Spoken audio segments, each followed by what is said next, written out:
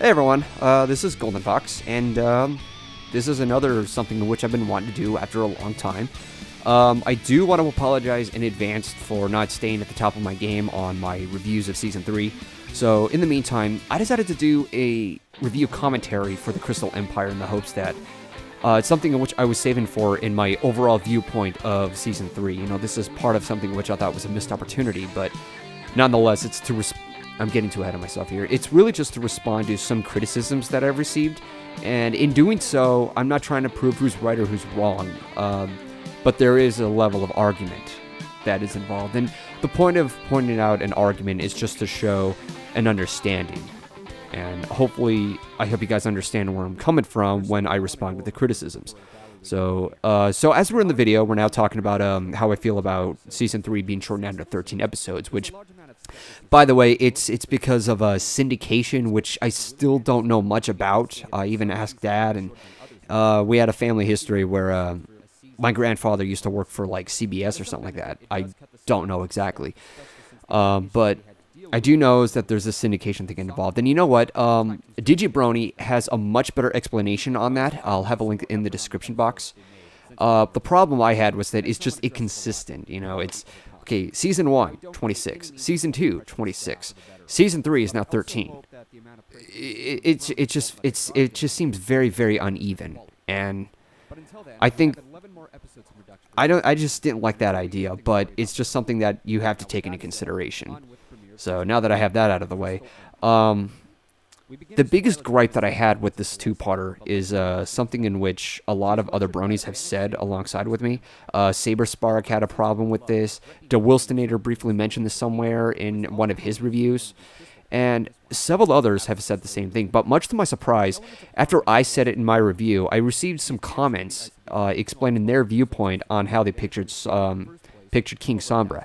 And coincidentally, I was listening to a conversation between Dusty Cat and Megan McCarthy, who was the writer for this. And a couple of bronies have asked her what her intention was when writing King Sombra.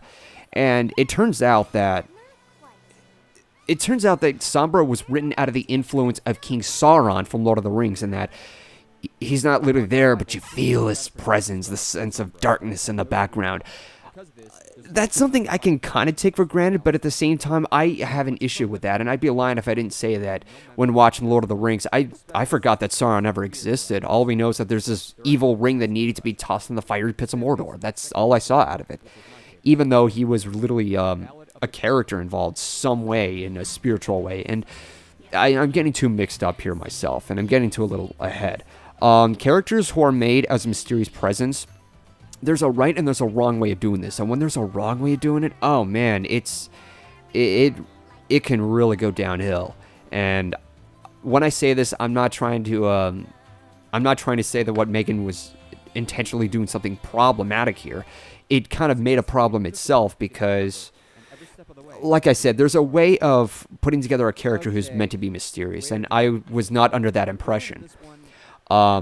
Other viewers have actually pointed this out, as well as Strabaskunk, who I'll also link in the description box. And this is also going to be talked about later on, by the way, in my overview of Season 3, because I just find this a big missed opportunity here. The right way to write King Sombra, or just write a character in general of a mysterious, ominous presence, is that you don't give away the backstory. And as soon as the episode began, Celestia was explaining all the detail behind Sombra. What would have made this better is she doesn't know who Sombra is, and the disappearance of the Crystal Empire is so mysterious. Like, all we know is that there's this puff of black smoke, and all of a sudden it disappeared. We don't know what happened, and now it's been 1,000 years. And Twilight, as a special test, and this would really expand upon her test, you know, not just provide protection, but investigate. And furthermore, the ponies, the Crystal Ponies, would be way too threatened to explain any detail. They think that if they tell something about King Sombra, something's going to happen to them.